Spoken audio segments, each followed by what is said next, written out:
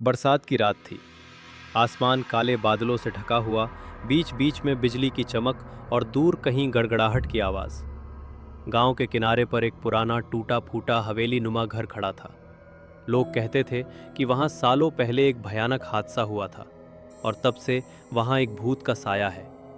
गांव के ज़्यादातर लोग सूरज ढलने के बाद उस तरफ नहीं जाते थे, लेकिन अमन और राहुल, ये दोनों बचपन से ही सबसे अच्छे दोस्त थे और दोनों को रोमांच का शौक था।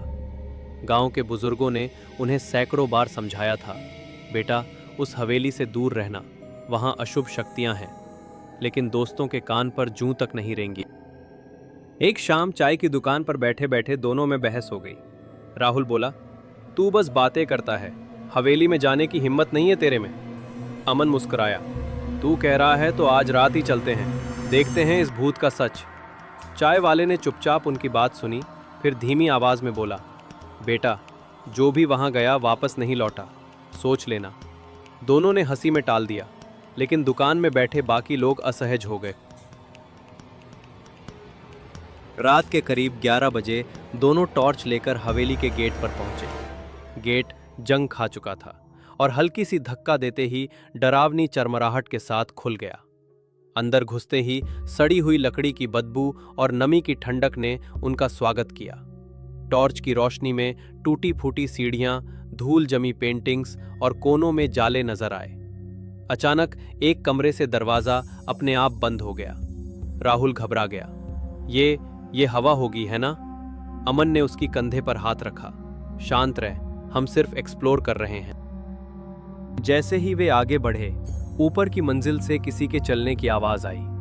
धीरे धीरे, लकड़ी के फर्श की चरमराहट, मानो कोई भारी कदम रखकर चल रहा हो। दोनों ने एक दूसरे की ओर देखा। डर उनके चेहरों पर साफ था, लेकिन अहंकार के कारण वापस मुड़ने का सवाल ही नहीं था। वे सीढ़ियों से ऊपर चढ़े। ऊपर पहुंचते ही एक पुराना कमरा मिला, जिसके बीच में लकड़ी की झूलती हुई कुर्सी थी। कुर्सी अपने आप हिल रही थी और खिड़की बंद थी।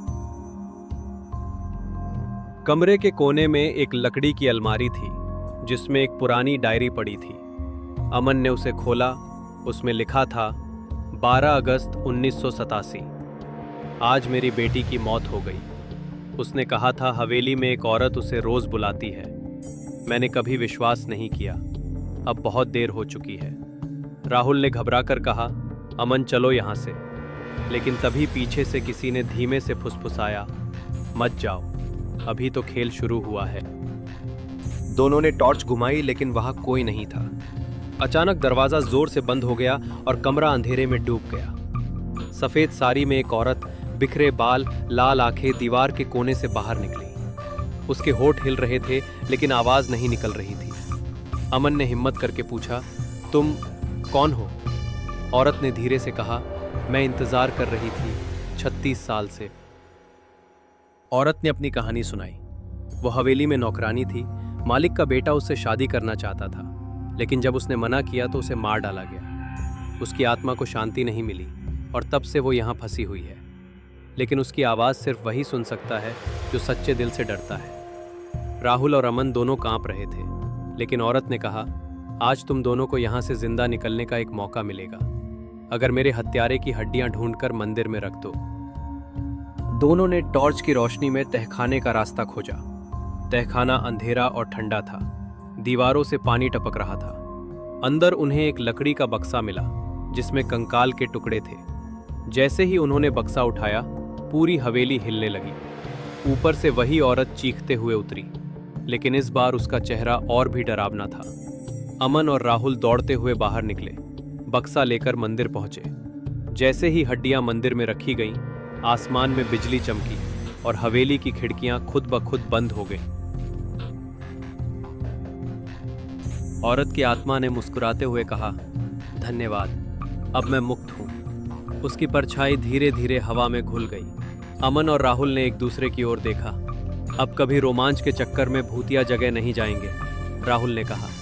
अमन ने हंसते हुए जवाब दिया, जब तक तू है मुझे डर कैसा, लेकिन अगली बार दिन में जाएंगे। दोनों धीरे धीरे गांव की तरफ लौट गए और हवेली फिर से वीरान हो गई।